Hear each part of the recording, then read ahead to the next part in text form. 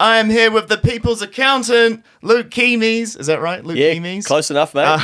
Damn it. I was like, I'm so bad with names. Yeah, don't worry, Thank you mate. so much for taking the time for me. Yeah, no worries. Good to be here. Want to talk about the first thing. Very basic. Why is it so hard for us to get a handle on our finances? Oh, I think part of it's psychology, and then I think part of it is the consumer world that we live in, and then the debt world. So we're basically constantly marketed to spend, and then we're constantly marketed to that it's all good to spend more than what you have and pay it back over time. And you basically can't buy anything in this day and age, property, a vehicle, within reason, even, consumer finance, consumer products, shoes and shit without debt. And it's normal to do that. And I think for a long time it wasn't, but we haven't really educated people well to deal with the debt-based world, I think.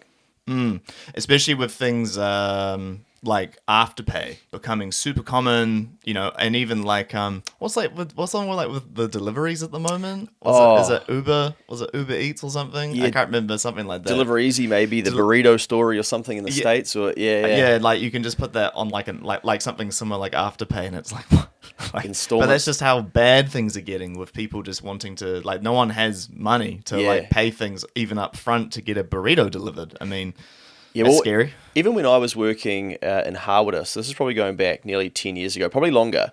I remember a it might have been Q Card or Gem Visa, or someone came out and was sort of like, you can go to Countdown or New World or something with your card, and everyone was a bit like, whoa, what the fuck? You can finance your groceries.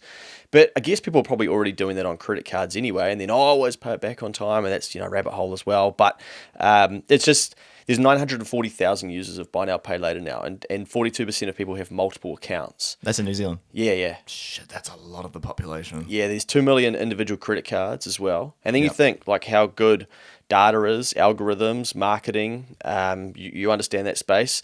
It's just basically like, here's more money than you actually have, and then now good luck fighting us, taking it from you, because we're experts at it, and we know you, and we know you well, and we're going to get the shit in front of you so that you hand us your money, and then good luck like providing for your future and getting ahead. Sounds bleak, but I think that's like simple. That's probably what it looks like for a lot of people. Yeah, for sure. And for people who have maybe not heard of you, because you've been doing your podcast now for 5 years, Keep the Change, which has been awesome. And then you've also been doing you got your business Next Advisory as well. So you're very integrated into like the New Zealand business space, and even with the everyday, Kiwi everyday person. For the last 5 years, now that you've been involved, what's something like a common? We talk about a lot about debt now. Maybe it's also that. But is there something else that sticks out with like something that Kiwis do in particular that we seem to be like making life harder for ourselves financially? I think we think really small, and that's probably confronting for people to hear. But I didn't travel. I don't have any aspirations of doing OEs. Fuck that. Keep those. I don't need to do that. And then when I started getting out of New Zealand and looking at how different countries do things, getting to the States, getting into business, getting some data from people doing really well, and then realizing, shit, like it's like pulling over a rock and realizing that actually the whole time, all these crabs are sitting under there, and you're sort of sitting there thinking that there's nothing around. But I think because we're such a small nation, we are it's very hard for us to see globally, or that we could have something that could, be a small idea, but it might be really valuable internationally. And I think we're scared to go out of our comfort zone, because then we're going to stand out. And it's actually quite easy to stand out in New Zealand, and then you get obliterated if you do something wrong. So then that's scary, Yeah. You're tall poppy. All of that shit. And so then it's really hard for us to like have big aspirations. And I think that holds us back a lot. But I do think there's a younger generation coming through. I'm 37 now, and not all of them are like that. They're sort of looking at it being like, something's a bit weird over here, and they're probably a bit more in tune, maybe staying off the grog, maybe, sticking to a debit card rather than credit, really interested in like festivals and experiences and stuff, questioning, is uni the right thing?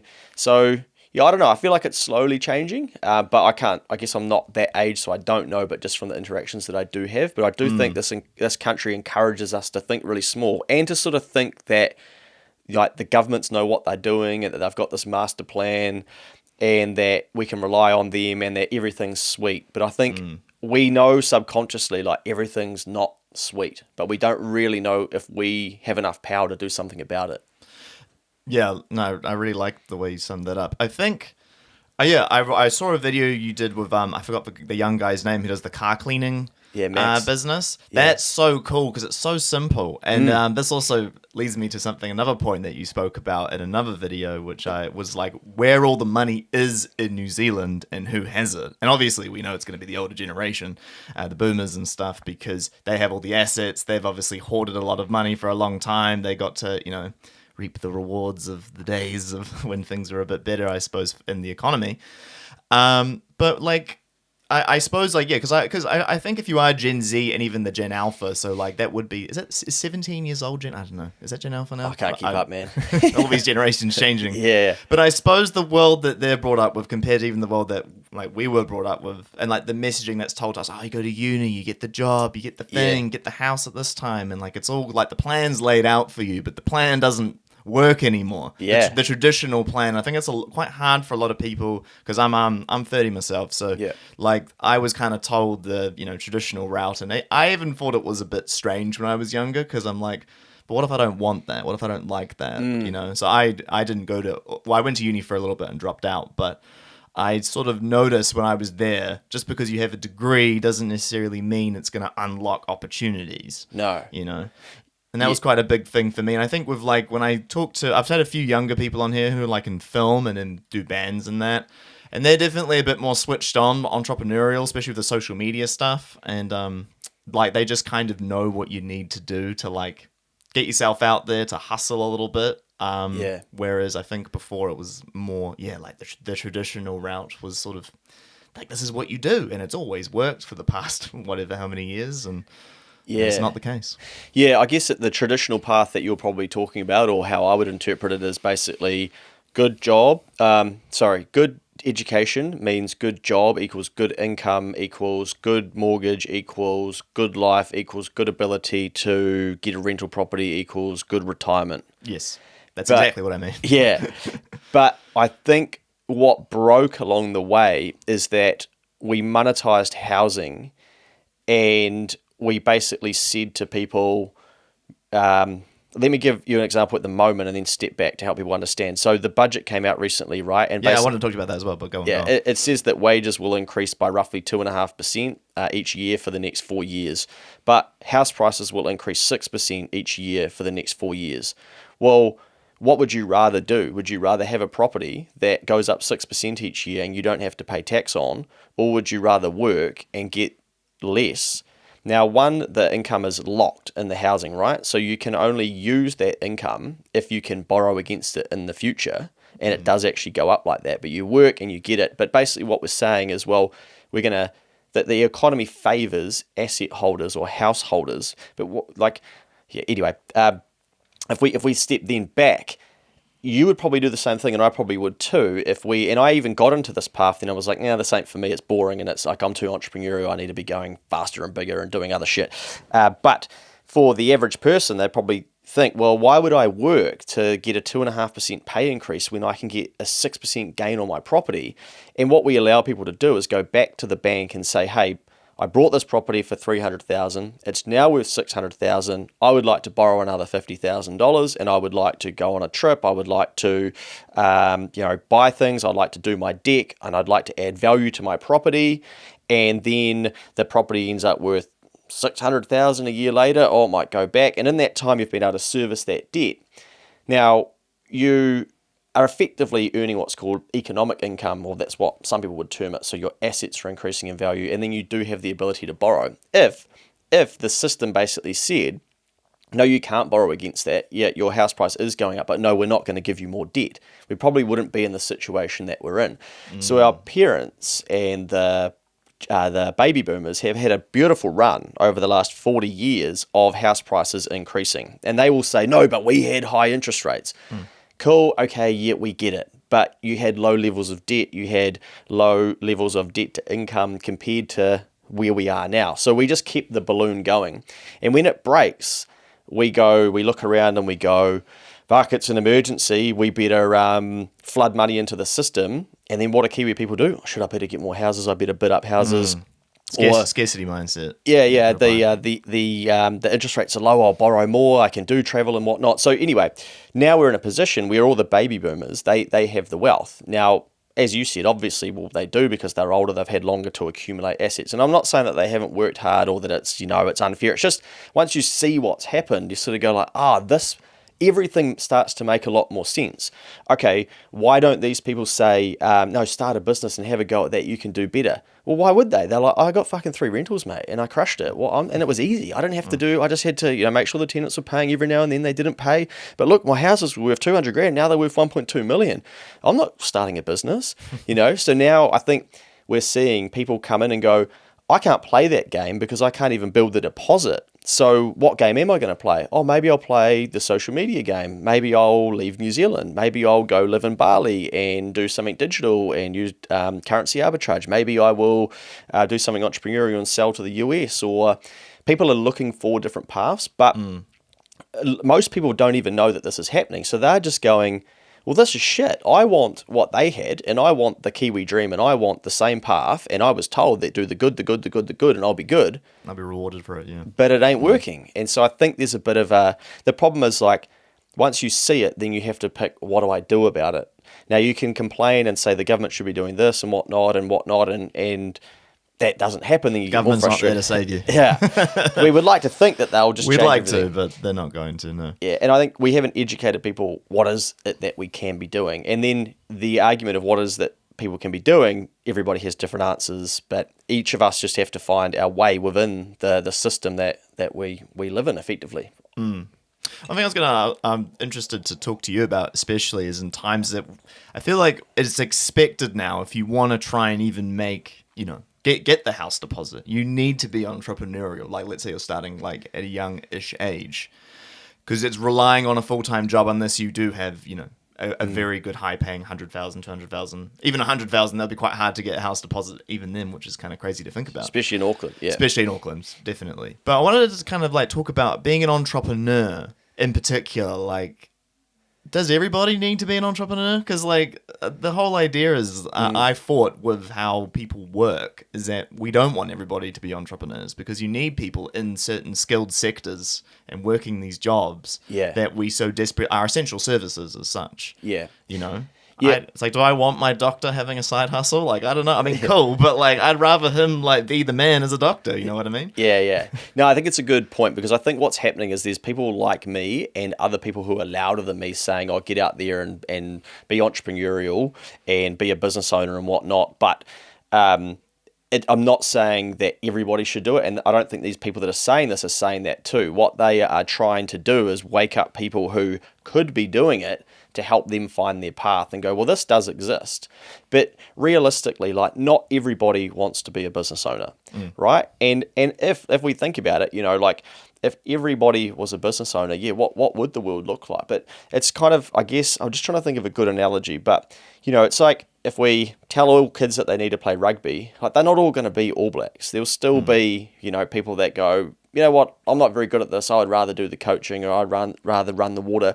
And people need to find what it is that they want to do in life and be fulfilled and be happy with that. But there's probably no greater skills than entrepreneurial skills.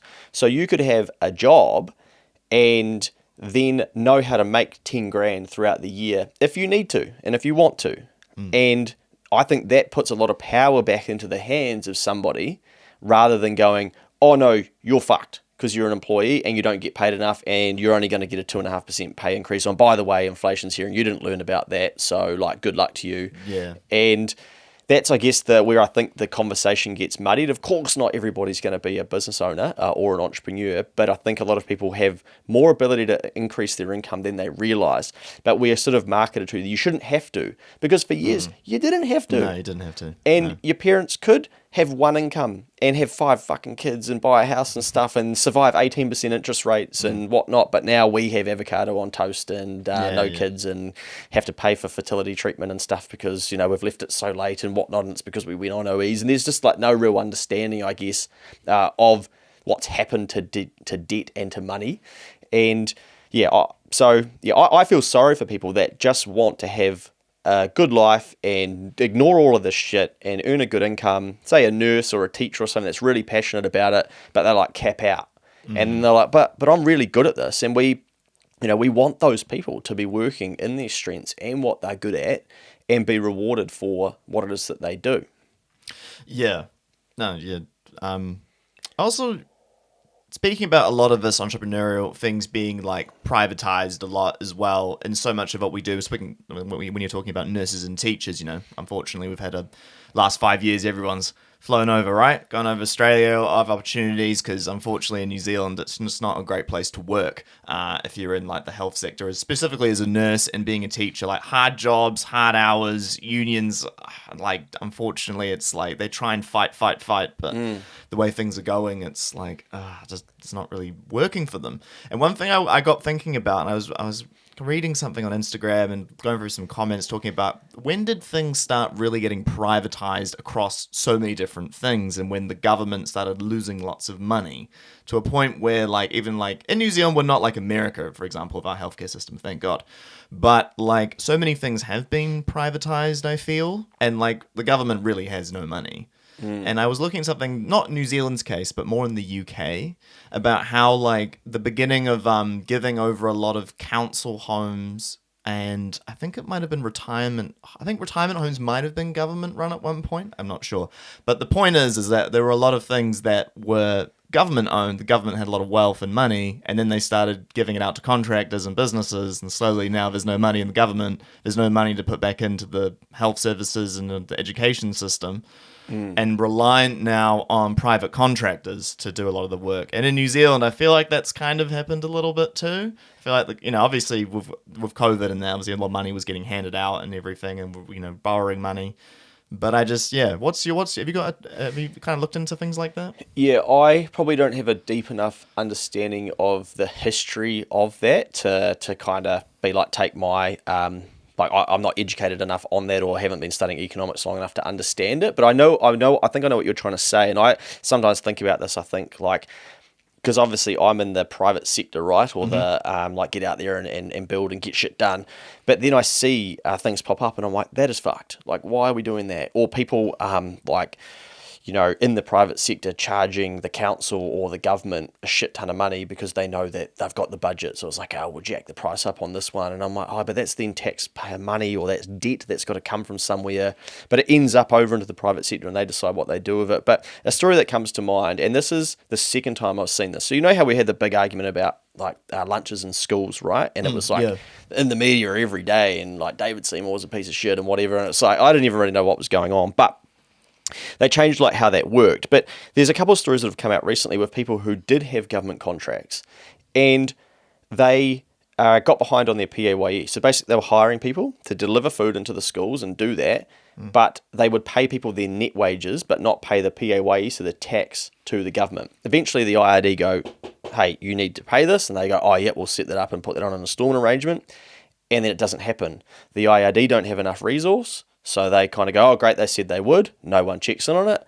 And this latest one, someone ends up $800,000 in debt to the IRD. So that'll be like interesting. Yeah.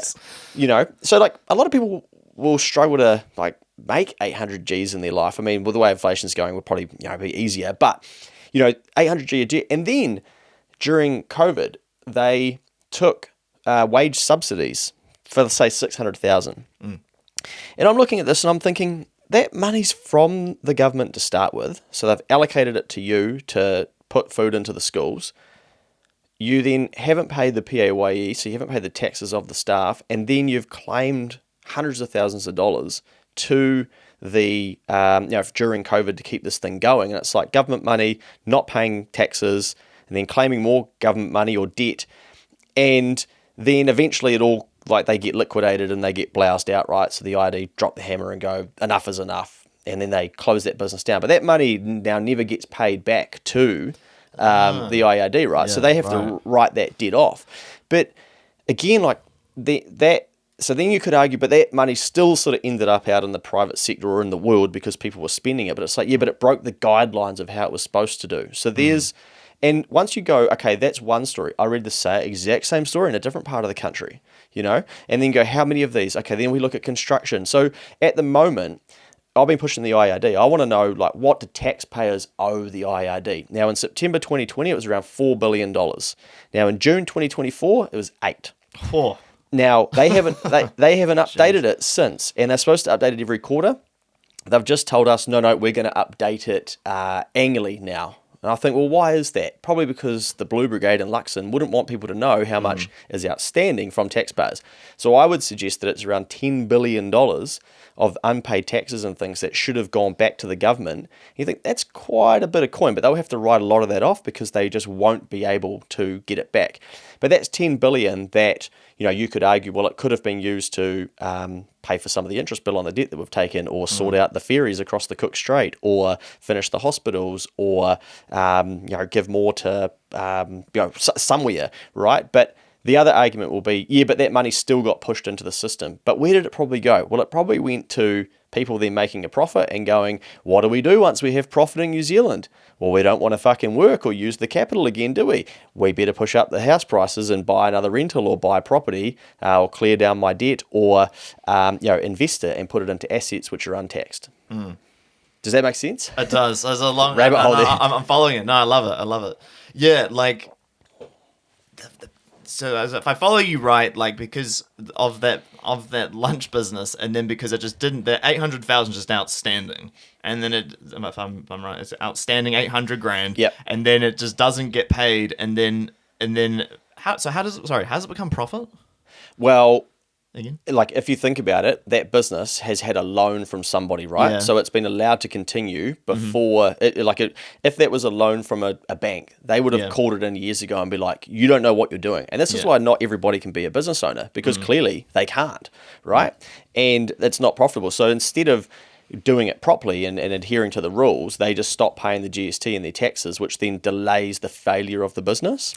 So then the business owner sort of is taking that money or playing the business game longer, when really that should have been wound up sooner and go, this doesn't work. You're not playing by the rules. This is going to be stopped. And then it stops, that person being a competitor in that market space. So as much as David Seymour was getting smashed, like there was people in this space that were taking the piss, but they would think, oh no, well, I'm doing something great. I'm feeding, kids in schools, and people would, I think there were awards being given out to some of these businesses, but really they weren't doing it profitably. They didn't know how it was working. They were probably just, thinking, and I don't want to speak out of turn, but right, government money, we can get some of this, not paying their taxes and shit. And now people that are trying to do it properly are competing with these people that have an unfair credit line that they don't have. So if that bank, if that was a bank that was trying to lend it, and you were getting behind, the bank would ring you and go, we don't put up with this. So we're going to liquidate you and we're going to stop your business. But because it's the IRD, they don't have the resource to then do it fast enough. So in that time, that business owner has taken money out and delayed delayed the inevitable failure of that business. Shit. It doesn't really answer your question about like privatisation and shit, but I just thought it's stuff that people don't see or think about, but in my world, like I do. And then how these people can make money, and then like you said, like put it back in and invest into property, and then the money then goes back up to these, top 1%, 5% earners of the country, who then just keep, piling on. But I'll stop there before I go down too much of that rabbit hole. But just to give like another side of it that we wouldn't think about, so then we could say, well, like tax all those rich people, right? But they could say, well, why do I need to keep paying more tax? Because now I send my kids to private school. So I don't even use the public system. Oh, health is fucked in New Zealand. So now I have private insurance. So I'm paying tax, and I'm paying for all these things that the state is supposed to provide with taxes. So we've got ourselves into like a really gnarly position. Yeah, I personally don't believe in going absolutely insane on taxing billionaires and the rich. There needs to be processes in place, because there's a lot of cheeky stuff that even I can't get my head around behind the scenes. But I do know that there's a lot of obviously abuse of the system. Once you know it, as we know. And I know in the UK at the moment that they're actually having a lot of millionaires and billionaires leave because the economy is getting it's actually not a good place to be wealthy right now, just with how the state of things are, and obviously the tax and on assets. And I think I don't know all the little details, but I just know a lot of people who have a lot of money and own a lot of businesses are going elsewhere. Yeah. And that's a huge problem. Because now there's all these jobs that are now not going to be in the country, and it's going to obviously reduce, money going around the economy. And I feel like in New Zealand, like that's again, like New Zealand is a good place to be rich if you've got enough money. But if you want to make good money, even as a business owner, I feel you do need to think big. But I just feel as though it's more like it's not as attractive to be stuck in New Zealand. And then I think there's so many things put in place where it's even, I don't know, where am I going with this? It's also basically my point is it's like, why would you stay in New Zealand to even grow your business to a high level when you can go somewhere else? And if you're gonna, and then if people come after you, like and look, I believe in process being put in place, people shouldn't abuse it. But like, if you really want to get rid of a lot of business owners and people who provide jobs and a lot of lot for the economy, then when they're all gone, what is there? You know? Yeah. There's two arguments, and one is that it's capital flight, right? People will leave the country if you tax the shit out of them, and then secondly, like, no, they won't. It won't be as bad. And I kind of think there's probably a balance of both of that. I think there'll be some people that just go, like, enough's enough. And you can kind of already see it now where younger people are going, well, what do they want to achieve? They probably want to achieve the Kiwi dream of a home and whatnot. This isn't happening here. I could get paid more in Australia. I'm going to get treated better. I'm going to go over there. So when I first started learning about money, I learned that like money flows to where it's treated best. And I used to think about that as like, okay, well then you invest in a term deposit that's paying 6% rather than like, something that's paying 2%. But people are kind of the same, and money is attached to people. So people go to where they're treated best as well. And you're seeing a lot of UK entrepreneurial people go, fuck this, I'm going to go do it in Dubai.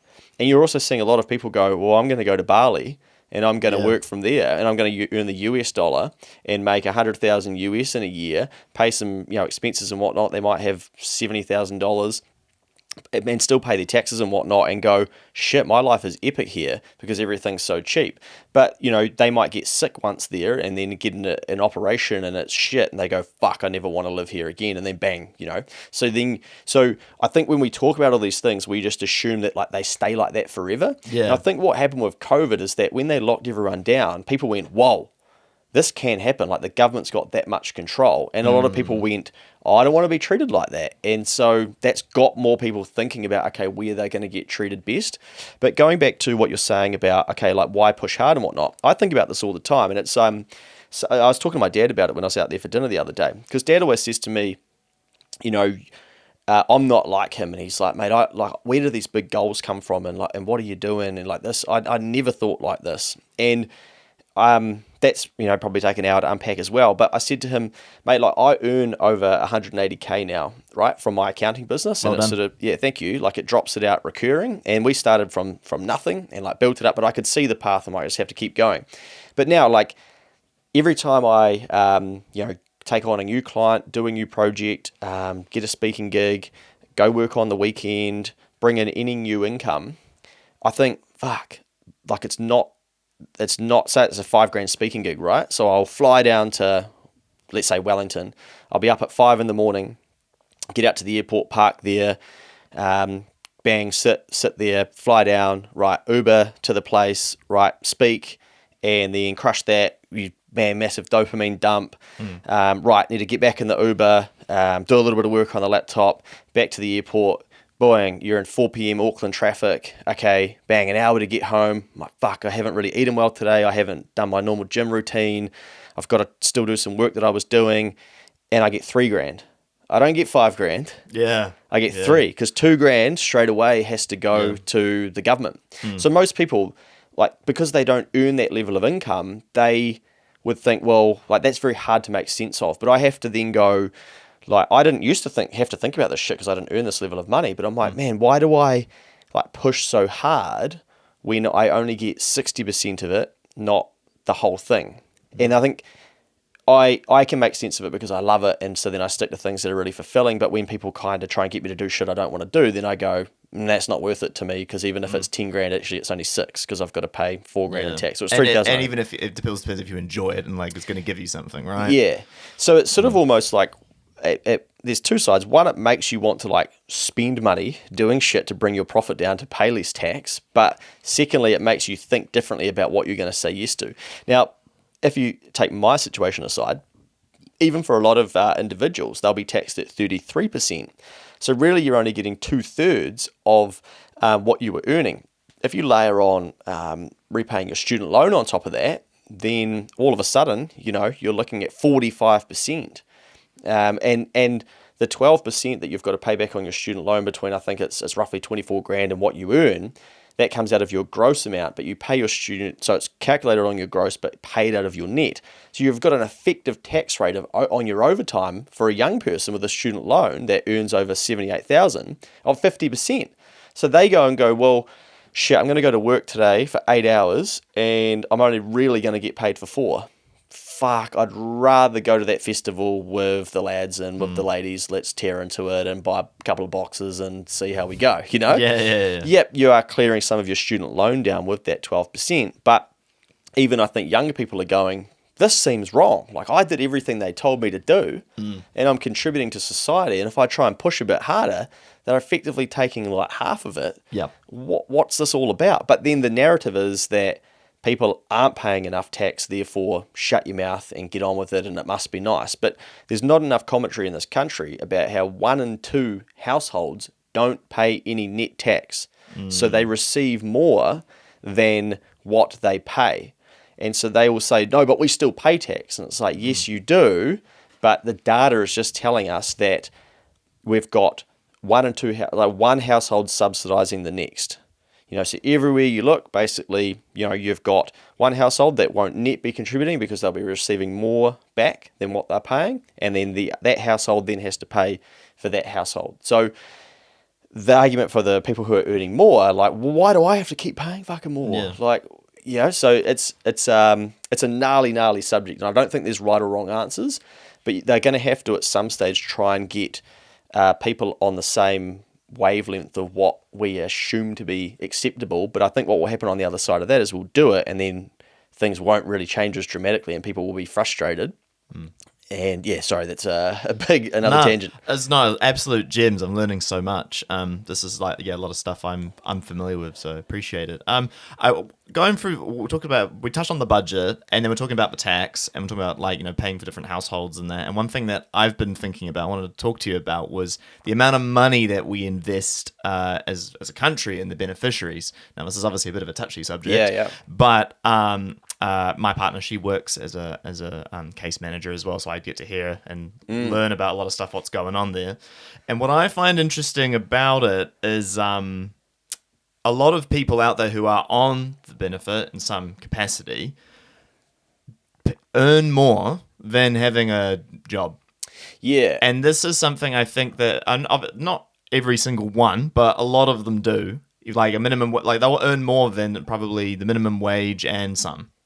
So the incentive to work, why? And that's something that I think that's gotten, from what I can tell, in the last 5 or plus. It's always been a problem, but I feel like it's accelerated because now economic times and things are difficult. Yeah. But I wanted to sort of get your perspective on that. And this episode is sponsored by me. Do you struggle with sleeping, and particularly struggle with light and sound while sleeping?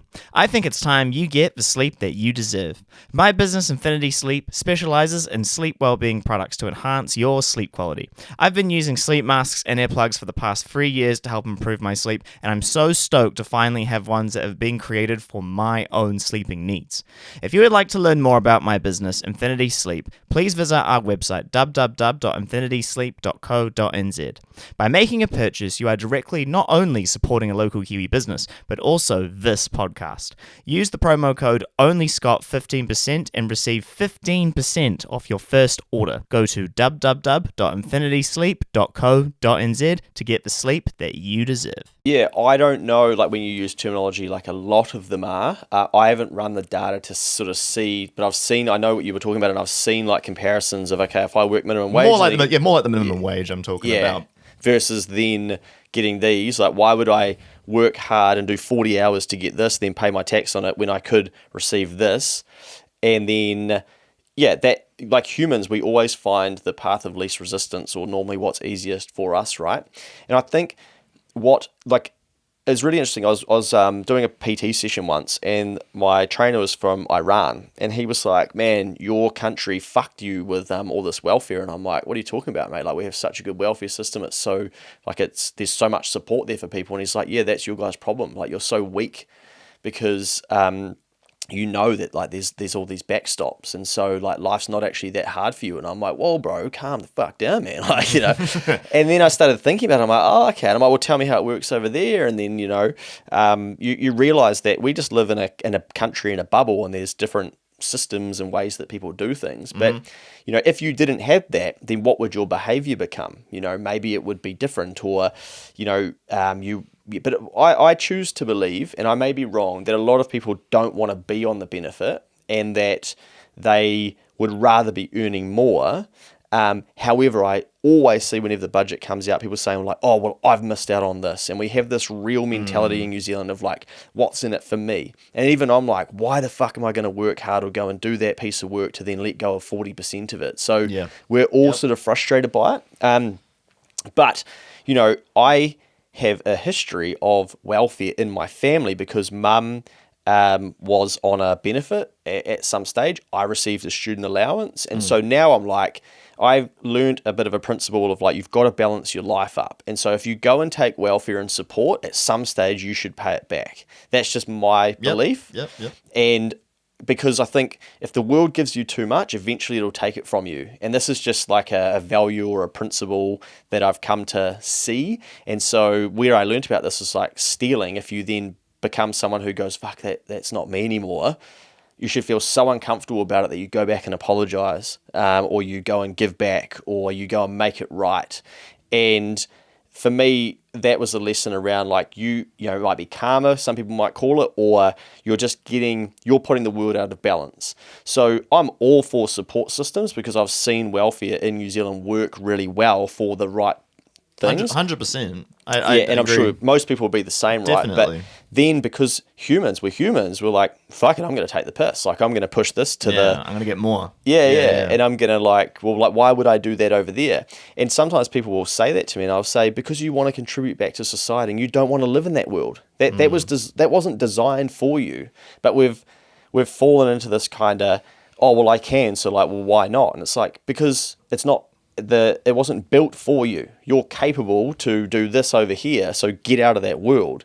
But that's like, again, like a belief that I have, and I say, well, you're one less person that needs to rely on that, so that's why you should not do it, and then you can contribute and things are going to get better, and you're going to teach your kids something different as well and whatnot. And I had a really interesting conversation once with somebody who's like, my family has just lived in welfare, and I'm the one that's like, I'm not doing that. And whenever they go home, they think that they're crazy, like, why are you doing that? You're a fucking idiot. And they just get bashed. So I have to be so careful because I take my mindset back in there and they want to pull me back in. And they think I'm the weird one. Yeah. And they're like, but I don't want to be like that, because they can see that there's nothing down that path. And they're trying to be the person who like breaks the chain and the generation and whatnot. But the problem for that person is that once you start seeing that working, then it's like, oh, you need to pay more. You need to pay for mum's funeral. Yeah. Like, that's very true. You know what I mean? Earning a bit of money. Yeah. And you're around people and family and or some close friends. Yeah. Can you lend me some money? Like, well, feel bad not, because it's family and whatnot. And then all of a sudden it's like, shit, you're basically, paying for their groceries every week or something. Yeah, and like I love giving money, but every time I do it, I'm like, fuck, did I teach that person anything? Was that actually that smart? And even I'll run competitions around giving out money for Keep the Change. I see that, yeah. And like I'll notice the behavior, like when are you drawing this? What time? Like, did I win it? Yeah. I'm like, bro, what are you on about? Why so aggressive? I don't owe you shit. Yeah, that is a Kiwi thing. Yeah. That is a Kiwi thing. And you'll notice like viral giveaways on social media. And it's like, again, people are like, I want something easy. But then you go back to Max, who you mentioned before. Max is like, I'm going to go knock on some doors and clean their cars. And he's fucking making more than all of these people combined. Yeah, at 18. So simple, but because he's got that also mentality of growing socials, doing something small, knows how to play it. Yeah, all power to him. Yeah, I mean, you could do that with. I mean, we've seen it with anybody. I remember the first time I got on TikTok, and the first thing I watched out of all the things, apart from some dancing videos, was a guy who cleaned pools. Oh, yeah. I can't remember what the business was called. Some guy in the States, and he would show the before and after of his pools, and his business just went like skyrocketed just from these basic videos of like, hey, I put these chemicals in, talks about his day, pool's cleaned. Man, I'm working, in my head I'm working on this, and I just start getting out on paper. I'm going to do a podcast on like 10 businesses that are doing really well at the moment, and just go through 10 of my clients and just the real basic shit that they're doing. Because I think there's a big misunderstanding that you've got to build like a Henry or a Zero or a fucking Rocket Lab or something to like crush it. Yeah, you do, to crush it. Yeah. But you can make like top tax bracket by doing just really valuable shit. And that's why I always bang on about baby boomers having so much money, because they've got it. So then you just sell to them and your life gets easier. 100%. Yeah. Easy formula. Sounds the old people. What was I going to say? Oh, something I found funny, talking about the budget and that. I'm sure you saw this was the pub going up in Parliament. They're rebuilding the bar or something. Have you seen that? Like I think I also like Paddy Gower talking about it or something, that tax money is being used to build like because there used to be like a Parliament pub or something. Oh yeah. And then they took it away, and now they're rebuilding it. It's just like, that is not a good look right now, guys. Yeah, they should. I think they've got a gym. Funny. I think they've got a gym. I reckon they should live stream the bloody gym and see how many people are actually using it. We need to get those politicians. Yeah, some of them need to be working, I think, physically. But it's just funny. Like when I saw that, I'm like, really, guys? Like out of all the things right now, not a good move. But it was quite funny. Something else I wanted to bring up as well was with your next advisory, because you've worked with so many different small businesses, a variety, probably small, medium, even to large. I don't know. But what's been the most like unique idea that someone's had that works? Well, this is my favorite story at the moment because I'm working with them and it's front of mind, so it's fun for me to talk about. But they're a professional animal trainer. Oh yeah, sweet. Yeah, and so they train people they help people on how to train their pets, and like I'm talking dogs and cats. Now, like us Kiwis would be like, what? Like that's a business. And again, like I'm going to try and help them get into the top tax bracket. That's where I want to see them. I want to see them in the top 3% of income earners in the country. And I think they'll easily be able to do it. Now, they can go to zoos and they can help train their staff. They can go to international zoos and they can do that. They can host workshops with people internationally. They can have a membership. They can have a one-off training program over 90 days, 6 months, 12 months. They could solve so many different problems, like, okay, how to stop your dog from barking, how to stop your dog from biting, etc. So there's so much they can do, and they do a lot of that, and they do it internationally, and they've got thousands of people that interact with them, and they just do it from little old New Zealand, and effectively they're an exporter of their skills and their education. Now, we're always like, oh, primary industries, we need to export more shit. And it's like, that's a person that most people wouldn't even think about that is exporting, and they'll be a top taxpayer in New Zealand.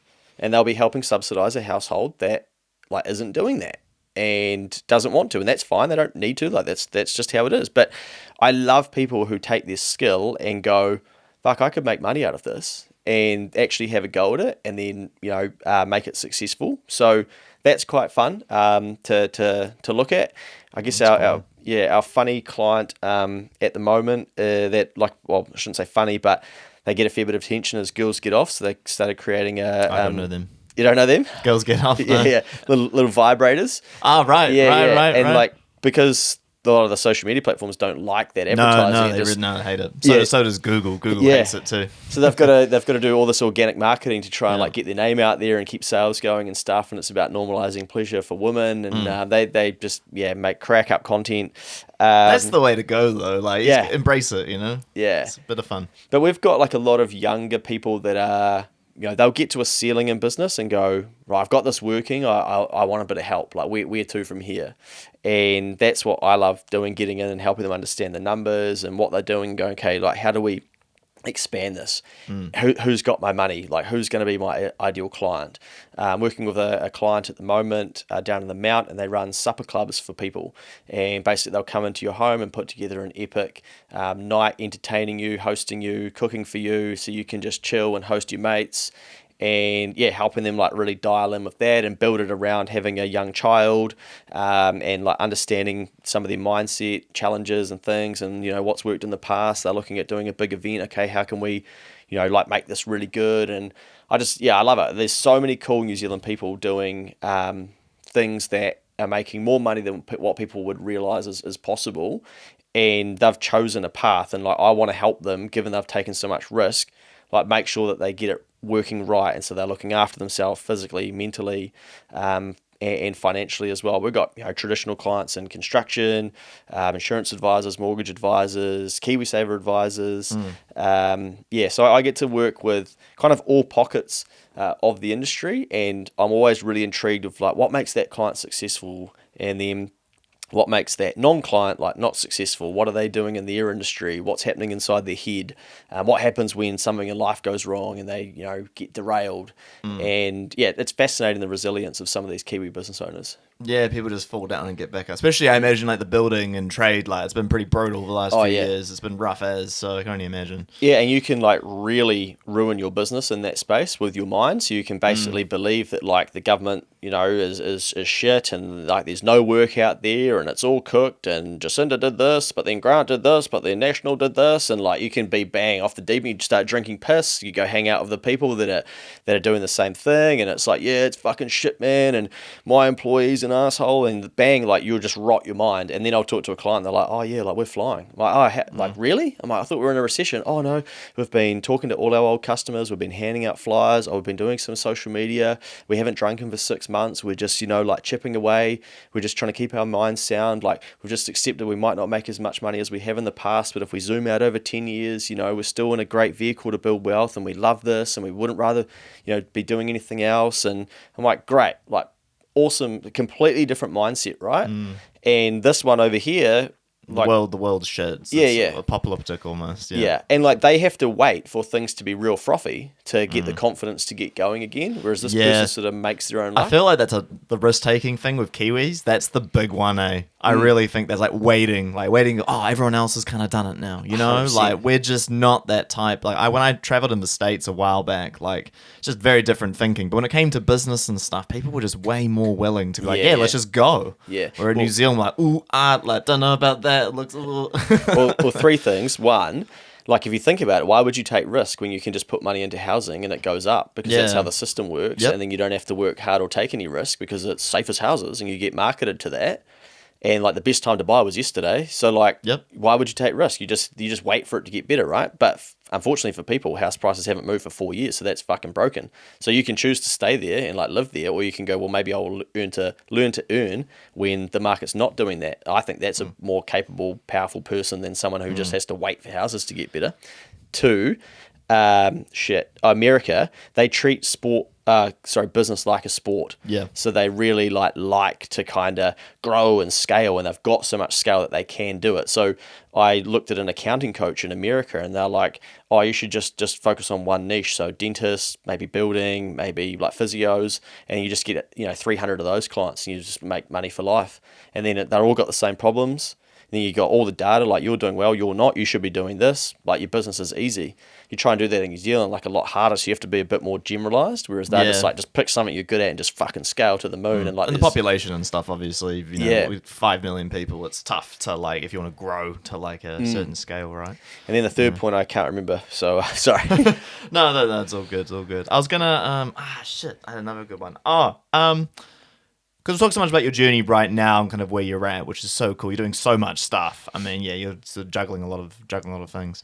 But when was your mindset shift when you were like, I need to be going out and doing my own thing? Like was it like pre-COVID or something? Yeah. Like when you were like, hold on, the way I'm going right now isn't working.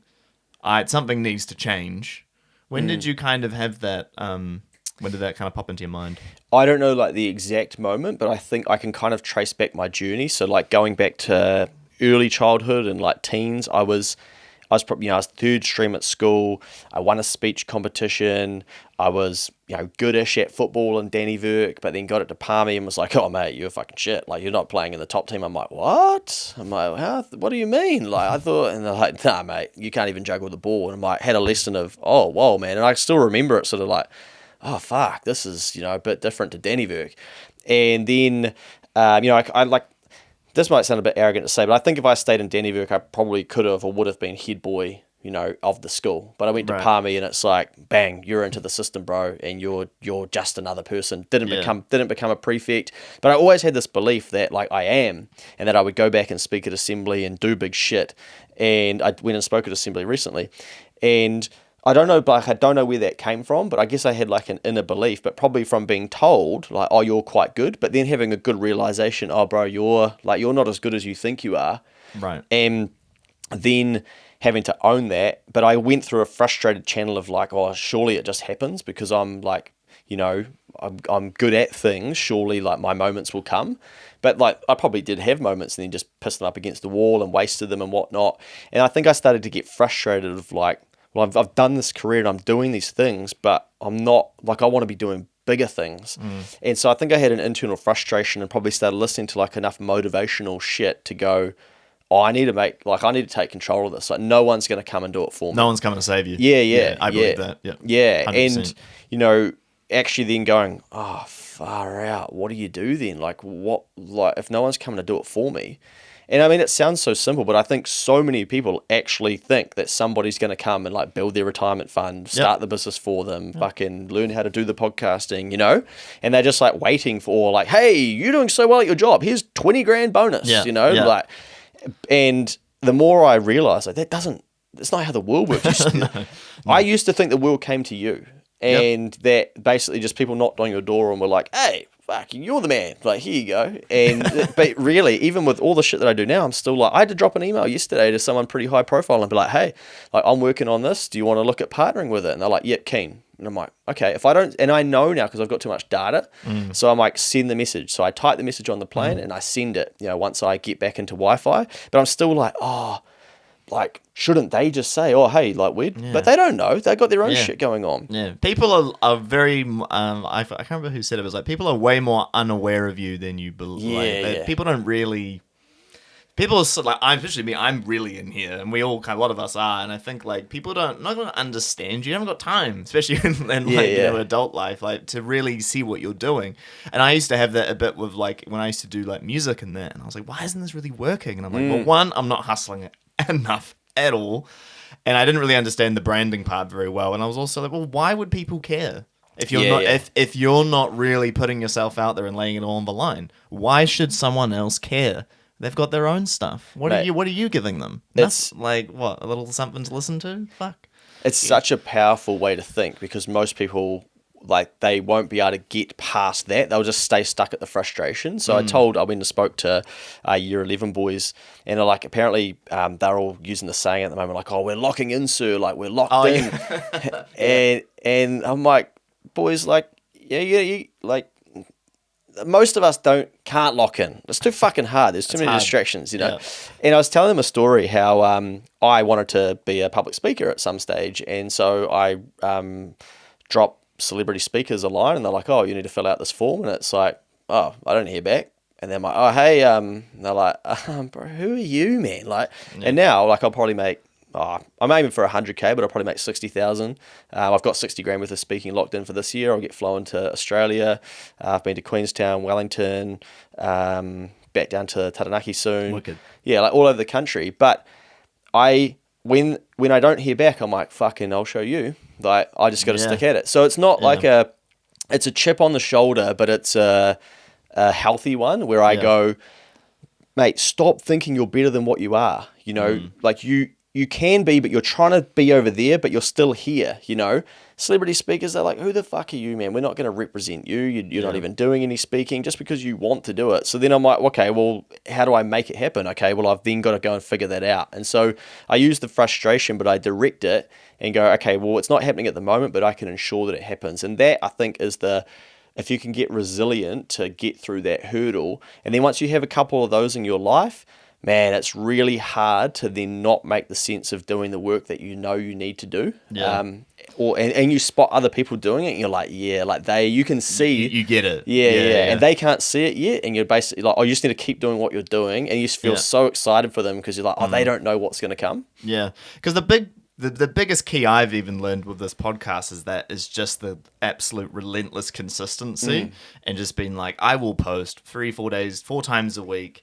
Doesn't matter. I'm sick. I'm, whatever. Like, I just have to do it, and just like consistent, trying to obviously not burn myself out in the process. And I've kind of given myself a way that I don't. Yeah. But it's like that ruthless consistency Yeah. is the only way it's going to happen. That's from what I can tell. Like, you're going to get there. When did you learn about that kind of consistency? Like, for example, with like your social channels and even your email list, like, I'll put out an email this month. Maybe I'll wait a few more months. Like, you can't do that, obviously. Yeah. But when did you learn, like, I need to be doing this? Like, all right, this week is this, next week is this. Like, I need to consistently be working or chipping away at my things. Well, I had some, because to take a step back from Next Advisor, which is now 8 years old, we had school rebates, which was sort of my first venture that I quit my job and I went out on my own. We tried to build this platform. We did build a platform for parents to claim back school donations. So we refunded $1 million to Kiwi parents, and like no one cares. Again, it's like you build it, and then we got an article in Sunday Star Times, got all this attention. I'm like, oh man, this business thing is easy. Everyone comes to the website, and then everyone like fucking falls off and don't do it. And I'm like, well, where did everyone go? And then it's like, how do you get them back? And then I learned, we didn't have tracking set up. We need to do marketing. And so then I had to go on this journey of like, oh, you don't just like do something once and be like, hi guys, look what I've done. And everyone's like, oh, amazing. Everyone's like, wait. Yeah. Here's money, or like, let's do this. And so I noticed that like being more consistent, stuff would happen. But I knew, like, I had principles of that because I played football for a long time and I wasn't like really talented, but I knew if I outworked other people and I was consistent, turning up to training, being there early, last to leave, lifting up the dudes who are really good and be like, mate, I've got your back. Like, you do the good shit, man. I'll fucking nail that person who's, trying to take you out or whatever. You work at your strengths, I'll work at mine.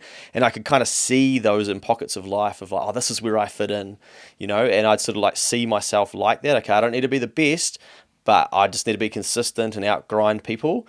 And I would sometimes walk onto the football field, I'd look at who I was, marking and think, I bet I'm fucking fitter than you, and I bet that I'll be running at 90 minutes and you'll be struggling. And every now and then, like, I'd find an opponent that would just kick my ass, and I'm like, oh man, okay. And then I would own it like I'm not good enough. But I would, and then, sometimes I might lose my cool or whatnot, but I would then put in more work to do more training. So I've been built into hard work. I've seen my parents work hard. I've gone to school on a bus from 12, an hour each way a day, and then still had a job on the other side of that. So for me, like working hard and being consistent, I've got too much data from an early age to know that it like you've been doing it your whole life, so it's just inbuilt. Because a lot of people have to learn that.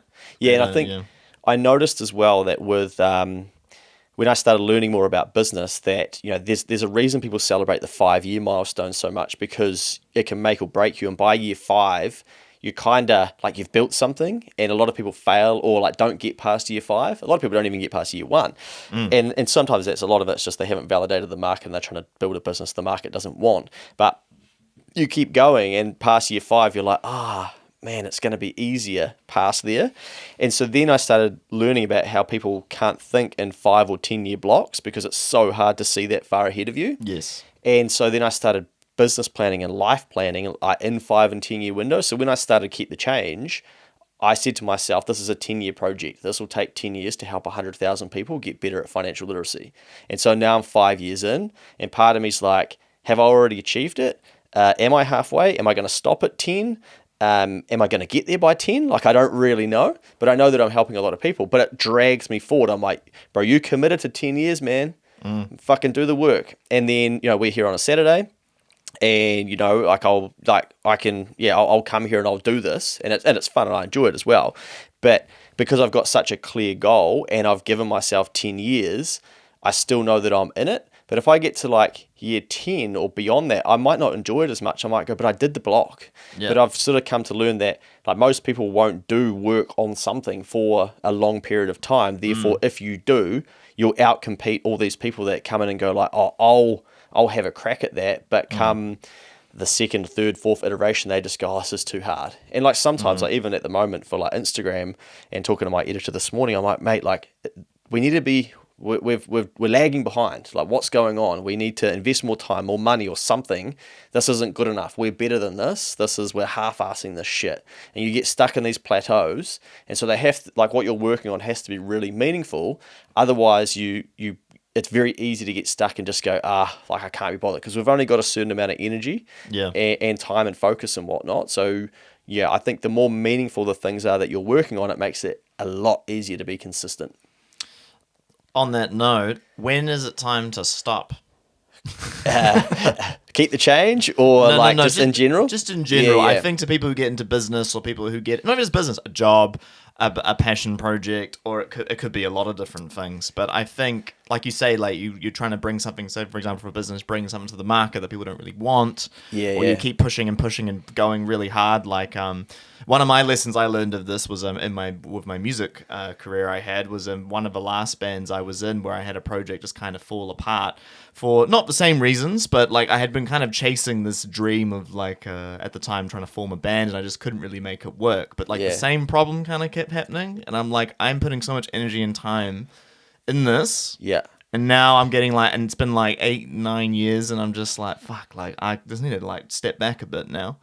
But not everyone can do that because it's just like to chase it. So when is a good time to, like to realize that you may need to take a step back and take a breather? So how I'd answer that is that like I often try and refine for fulfillment. So if it's not enjoyable, fulfilling. So yesterday I flew to Wellington. I'd sort of said, I don't know if I'll come back and speak to these year 11 boys. I don't know if they like get it. I refined how I did the presentation to them and I enjoyed it a lot. And I learned something in that. And then also I had Max come on the podcast from going and speaking to those boys. And I'm like, okay, maybe this is worth it. You're looking for, again, like as I always do, you're looking for the year 10 result at year 3. This young fella's coming through being like, mate, I really enjoyed it when you come and spoke at school. I think, maybe if I do that for 10 years, some cool stories drop out of it, but I'm wanting them to happen like this. So you've got to have patience and you've got to know that like it doesn't just happen. But if you're not enjoying it and if you're, I reckon, like sometimes, say I'm taking on a new client, I'll think, okay, if they rang me at 7 o'clock at night, would I answer or be like, oh, fuck's sake? Yeah. And if it's, if there's too many fuck's sakes, I'm like, they probably shouldn't be a client. That's something's giving me an answer there. And we can, I think in this day and age, because so many people have monetized their hobbies or been told to like have a hobby and stay consistent, we can misdirect our energy into something that's not actually giving back to us what we thought it once could or did.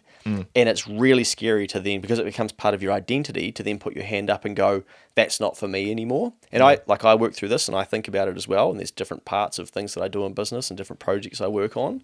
But what I've learned is like less is often a lot more. And if you strip things off and bring yourself back to enjoying it, then it seems to flow and work better as well. So like a good example for me last year is I put together a business meeting every week for people who wanted to be a part of it. So like some people can't afford to work with us, but I wanted to create a way that they had to pay to then take it more seriously, but they got access to us every week. So they could basically like jump on a call on a Friday, ask their questions, get a bit of encouragement. I'll give them other resources throughout the year. And I thought, man, I'll get 50 business owners doing this around the country, piece of piss. And I probably signed up maybe 15 to start with, got a good bump, and it was all people that would support us anyway. Then it was like 16, 17, like, oh, hey, I'm going to cancel, man. We can't really make that call. And, later in the year, I'm like, fuck, man, doing a Friday call every morning at 10 is way more full on than I thought it was going to be when I've got all this other shit going on. And so I could identify in the year, this isn't it. Like, this is starting to drain me. It's not fulfilling. It's not what I thought it was going to be. And that's the key. It's not what I thought it was going to be. It's not achieving what I thought it was going to achieve for me. Therefore, I need to draw a line in the sand and I need to pull pin on it. And I can make that decision faster. But I said to myself, do not pull pin like now, because you told these people that it's going to be a year. So now you said that at the start of the year, you make your commitment.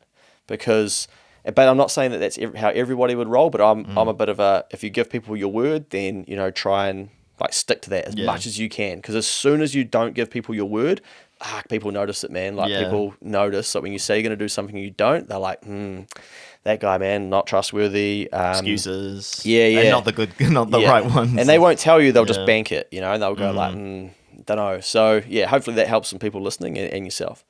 No, for sure.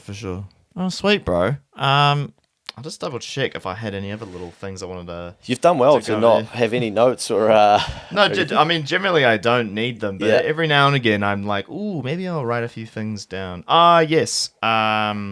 Yes.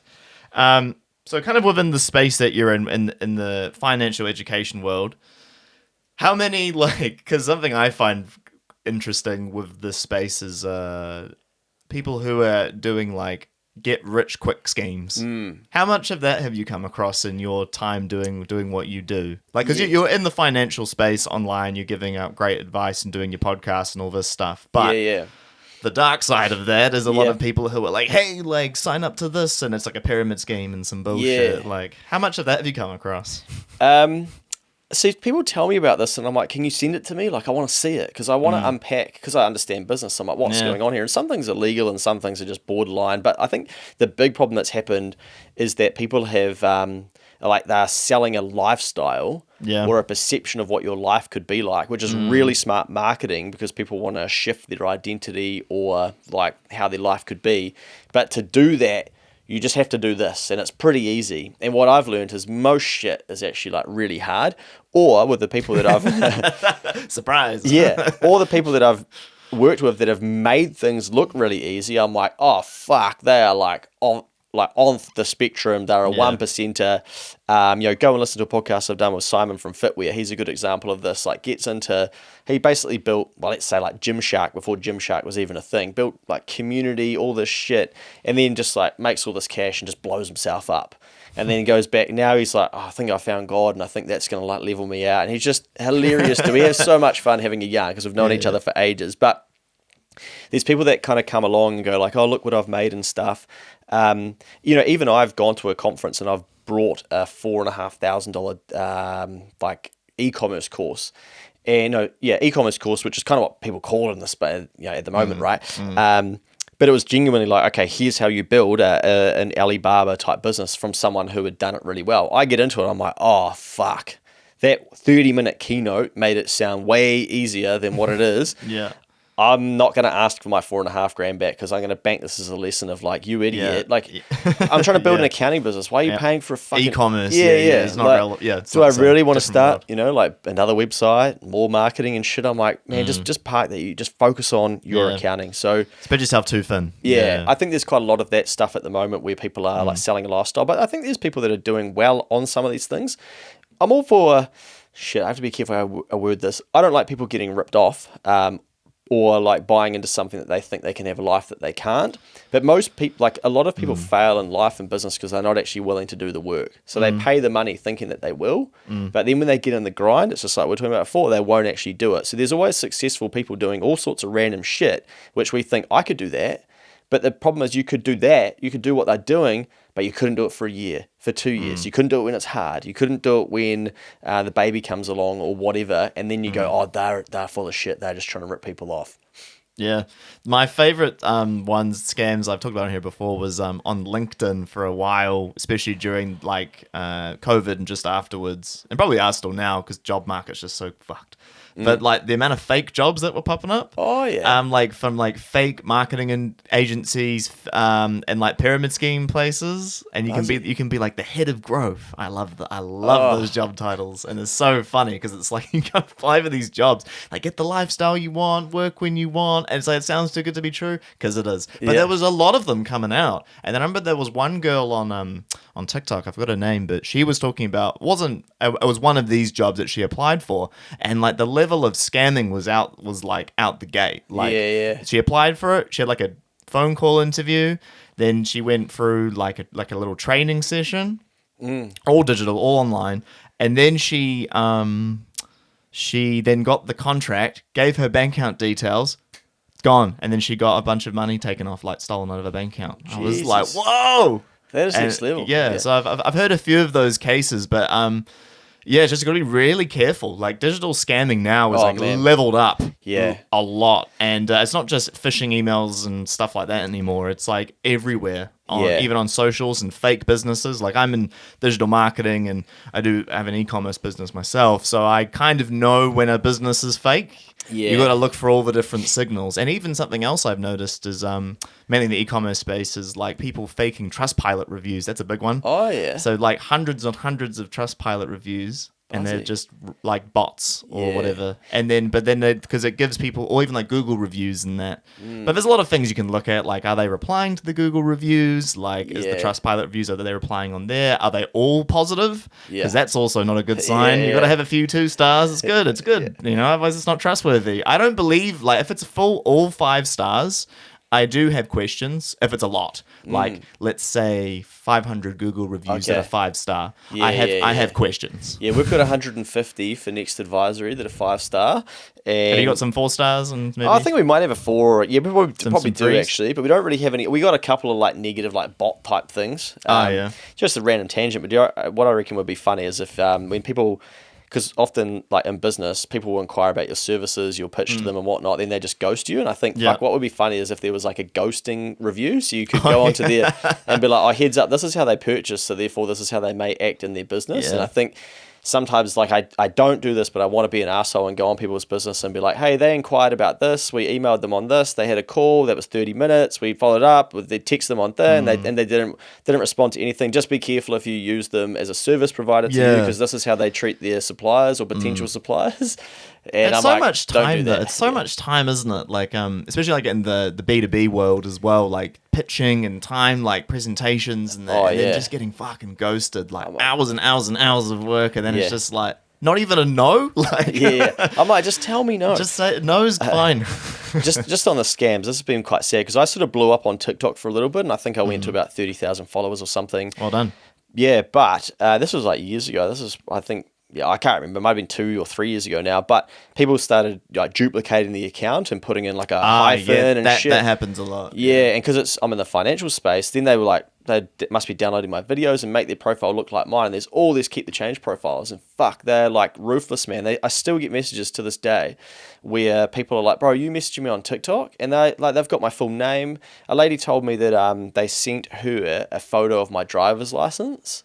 And I was like, really? And she got scammed for like 5 figures. And that was really sad. Like and this is where I struggle. I went home and like I tell my partner about it. This is just before Christmas, man. I felt so bad. And I said to my partner, I was like, oh, I wanted to like give her money. And then she's like, do you think maybe you're getting scammed as well? And I was like, nah, she seemed pretty genuine.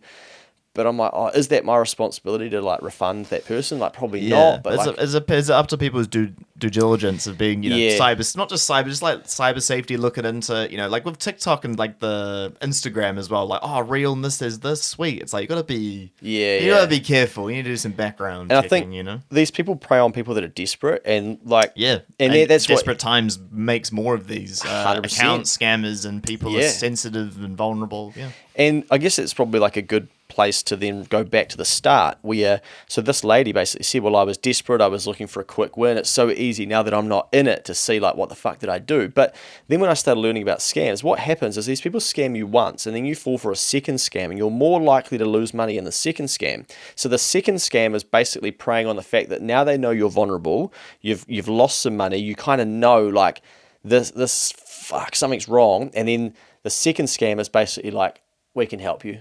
We can recover it. So it's called a recovery scam. And then you're like, really? And they're like, yeah, 100%. And they like show you, oh, your money's actually sitting here. All that we need you to do is pay us a bit up front. And then bang, like you get scammed again. And you're statistically more likely to lose more money at the second part, which is crazy, eh? But this is, I guess, a good way to think about it for all of us, is that even if we think, well, I wouldn't fall for this, there are car yards and shit that do this to people. Hey, classic CD car salesman. Like you could buy this car and it's X, Y, Z, but you could have this one and it's more expensive, but the payment's the same. And people that are uneducated are like, what? Like, oh, well, I'll take the flashy one. Yeah. Oh yeah, because the loan's 8 years versus 3. Yeah. Or like, hey, you've got no money. but your pet has been injured or whatever, don't worry, like we've got finance available at the vet clinic, you know? And so it's like, okay, well, you're not going to let your pet die, are you? So like, okay, now I'll go into credit for it. Then you're getting like marketed to. Preying on the vulnerability. Yeah. And we're like, people will be like, that's not vulnerable, that's just a service. And like, maybe it is, but we all have to decide for ourselves, like what is our own vulnerability? And I think a really good exercise that I did, that I think this is life-changing and it's really confronting, is to go through your life, walk through your life and figure out where you get fucked off and where you really let yourself down and you go like, I shouldn't have done that, and identify all those places and go, well, I'm not going to go there, and try and remove them from your life. So it might be like, you know, it might be a certain bar, it might be like walking past or going past a petrol station, it might be a McDonald's or something, and when you notice like I'm not at my best and you're vulnerable and then they win, and then you go, well, okay, if I can identify those things, then if I don't put myself in that environment, then I've got a chance to beat them. And then eventually you try and take like more and more of these things out of your life where you are vulnerable. And I can see all of the bad things that I do in my life now that I have a higher level of awareness of, you know, what I used to. I'm like, fuck, it's because I drank too much or I did this and then that. And then like you can spot all of your habits and you almost know like, hey, if I put myself in this situation, there's a chance that these things could happen. You know, and so then how can I prevent those things? Well, probably by not doing that thing up the top. Yeah. And when I learnt about that and started like spending some time exploring different areas of my life, I'm like, oh yeah, shit, I can see how that works. Yeah, I love that. Avoid it when you're feeling vulnerable and sensitive, and avoiding the places that you know are going to like just double down on making it worse. They might even be online. Sure, easy, but it may as well be online. Yeah, one of the things I have to do is I'll just like have to throw my phone off. I don't know if you do that. I like throw it on the other side of the room, like fuck off. Like, I need to go and like chill out a little bit, just like the dopamine hits and checking messages and checking the pages and checking. It's just like nothing's happening, Scott. Like you're just like getting all procrastinating or like sensitive, and it's got to chill. But even having that awareness to do that, and then like what I would say to myself is, especially when I was trying to build a business, I would say to myself, like, would it be better for you to get off your phone scrolling or go and sit on your laptop and, you know, craft an email for next week or do something that's going to like move the business forward, even if you don't even know what it's going to be? And I would take myself out of that and go like, yes, that will be more healthy. Okay, bang, put the phone down, put the scrolling down, whatever. And you start to become like more aware and more in tune of your time. Hard thing to do. I always find the tiny things when I start this is so boring, but honestly, like the tiny things, I'll do my washing. I'm like, all right, we got a little win there, Scott. Mate, you started the day, and then it's like, all right, now like don't get on the phone just yet. Like maybe just go on the computer to just plan a little bit of planning.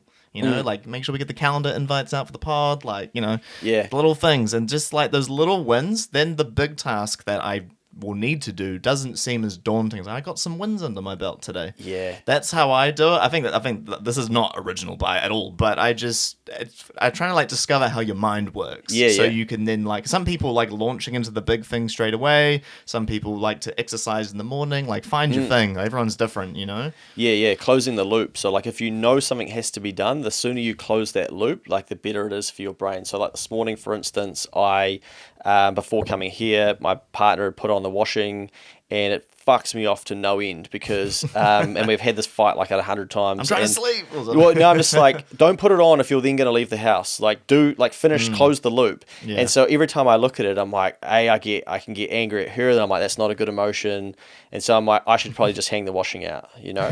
But then I'll have a petty comment to her of like, I hung the washing out for you.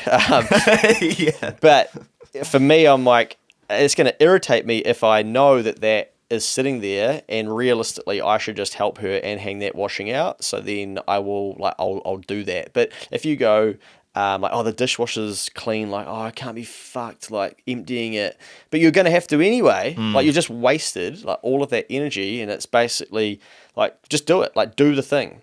And then I apply that into business, and like Mikey, who's often on the Keep the Change podcast, he says to me, like, I don't know anyone that's better at just plowing into shit, so much shit that like your life goes directionally correct, because I just do so much shit at scale and at speed. And even, you know, last night I put $9,000 investment into US dollars into Tesla because they were down 15% yesterday. There we go. And this dude is like, mate, like, what do you know that I don't? What's your thesis and all this shit? I'm like, mate, like Elon Musk, okay, you might like him or you might not, but like that's a once in a lifetime generational entrepreneur. Like he is just whatever you want to say about him. Whatever you want to say about him. And I'm like, I'm happy for that $15,000 New Zealand to go to zero, but I think there's probably more likelihood that it goes to 30,000, 45,000 because he's the sort of person that has the ability to do shit that other people can't. So something that I learned years ago. He got his car to space, guys. Oh. I mean, like a lot who else has done that? People will say, like, when you invest money in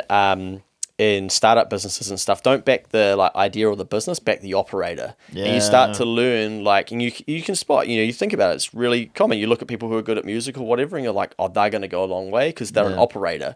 And he's an operator. And so I think, well, if he's an operator, and I've watched where people are like, his staff are clapping, I'm like, oh, but the world hates him, but why does he have so many staff? Like, they back him because they back him. Yeah, and they must back the vision. So like, that's really powerful to be able to do. And so I think, okay, I'll deploy the cash. Whereas this person's like, shouldn't have done that, bro. You should have waited. I'm like, fuck it, man. Like, it's gone. One thing I find interesting with like the Elon Musk thing, especially like the other day with him and Trump going, it was so funny. Just a bunch of kids on Twitter. It seems like X whatever. But what I find interesting about him is I like back to the billionaire thing, like taxing the billionaires, this, that, and the other. It's so unfair. It's like, did you send your car to space?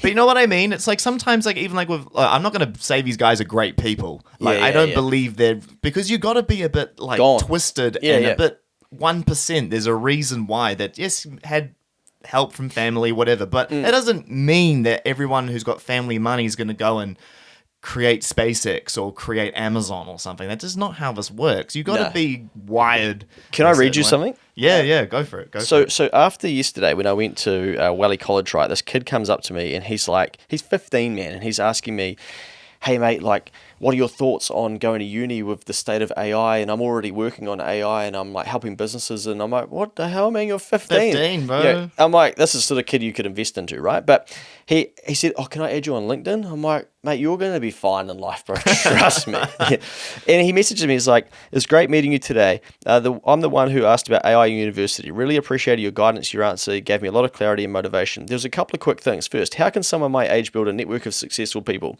I often find it hard to connect with people my age because our mindsets and goals are quite different. Second, on goals, I set yearly goals and break them down into quarterly, monthly, and weekly tasks. For example, if my goal is to improve communication, my weekly task might be to read 4 chapters of How to Win Friends and Influence People. I track everything in a Google Doc, but I feel like I spend more time planning than actually doing. What's your advice on how to better balance the two? As I mentioned, I'm building an AI automation business and working hard to grow it into something significant by the time I finish school. I'm like, dude, but like what will happen is he'll be successful. And like we know he'll be successful, right? If he stays on like the path. Yeah. But eventually someone will be like, oh, privileged, he needs to pay more tax. But why can that 15-year-old kid think like that already, but a 35-year-old is like, oh, fuck it, I'm just going to wait till the Greens get in and my whole life will be better, or like, Tesla. As soon as the government change, it'll be better. As soon as it'll be better. It's like, why is he not asking me about any of that? But like, there's probably 15-year-old kids that are doing that too. But that's what I'm fascinated by is like, love that. Yeah, why are some people like? But I think we demonize the 1%ers. We do. I think you've got to look at like how it's. I always find it interesting. How did they get there? Like, you got to even like, for example, with Jeff Bezos again, whether you like him or not, the guy basically invented online revolutionized e-commerce and the internet forever. It's like. But that's the thing for me. It's like he invented something. It's something that everyone uses every day, and like I find that part a bit strange. Like again, like yes, there might be some seedy things going on. I don't believe they abuse the system. They're probably not that nice, but he changed the world. And like that. Yeah, this one. What I've learned, bro, is that humans are hypocritical and they're full of shit. So. They can be like, okay, tax the rich or eat the rich or whatever they want to grab onto. And it's like, we're just looking for something to be like, I just need to make my life feel a bit better. And it's got to be something else. Need to blame. So then I say, okay, well, like, why don't you delete WhatsApp, Facebook, and Instagram because you don't like Zuckerberg? Oh, nah, that's different. Like, but really? Like, a good way for them to not have as much money and to have less power. You get off the services. Yeah. Have you ever ordered something from Amazon? No. Like, okay, great. I'm like, what about Temu? Oh, yeah. But like, who's the person behind Temu? Oh, I don't know. Well, why don't you hate them? Yeah. Oh, I'm just not sure who they are. Okay, that's Yeah. weird. Why do you hate that guy but not that one? And then, like Microsoft. Okay, well, are you using the internet? Like, what phone are you using? Are you using an iPhone? Like, well, why don't you get a Samsung? Oh, who owns Samsung? Oh, I don't know. Like, are they a bad person? Yeah, it's just who's in like the circulation of media. Like, oh, we should hate this person. That's Yeah. that's another whole thing. Yeah. I won't go down there. But it's interesting. I think it shows that like we're not as in control as our thoughts as we think we are. And so, but like if you realize like a lot of, and I see this all the time. People have been like, you should be like the world's gonna end, and you should buy gold and stuff. I'm like, how much gold you got, bro? And they're like, oh, what do you mean? Like, I can't buy it. It's like, why the fuck are you telling Why are you promoting everybody then? Yeah. Like, go and do something about it. And I think this is the internal fight I had with myself years ago. Like, stop banging on about all this shit, go and do it. Like, if you think you're awesome, if you think you can fucking smash it in business, if you think you can be a speaker, I think you can figure it out. Yeah. Don't do it to prove everyone else wrong. Do it to prove yourself right, and go and have a go and find out for sure. And I learned, like, I can't be a Phoenix player. I can't be a Warriors player. I can't play for the Kiwis in league. I can go there and piss up and have a great time. And I might even sponsor the Warriors at some stage and enjoy rugby league, but I'm not a rugby league player. Yeah. I would like to be, but I'm not. But what am I good at? Okay, well, get on with it and get it done. Yeah. No, I love that, bro. That's awesome. That's actually probably a good way to finish up, I think, on that. Hey, bro, I really appreciate you coming on. Everyone listening, actually, before we go, can you tell everyone where to check you out? Yeah, of course. So www.keepthechange.co.nz. I bet no one probably starts with that, but if you want to sign up to Money Mail, so it's the email that goes out every Friday. It has for the last 5 years. There should be another 5 years, and then I'll see where I go. God willing, of course, as well, if nothing bad happens to me. Instagram, Keep the Change. Don't go on TikTok because you probably find the wrong account, and someone will try and sell you a crypto FX trading platform that I'm not running, and have my license. If you could screenshot the license of me, that would be good if I could provide that to the authorities. But YouTube as well, Keep the Change. Luke Kemeys on LinkedIn. Google Luke Kemeys. I've got a website, should pop up, but then it should everything kind of like overlaps, and you should find hopefully some education to help change your life. Awesome, bro. Love what you're doing. Honestly, helping out so many people, including myself as well, checking you out. It's just, appreciate you being here, bro. Awesome. Thanks a lot. Thanks everyone for listening. Bye.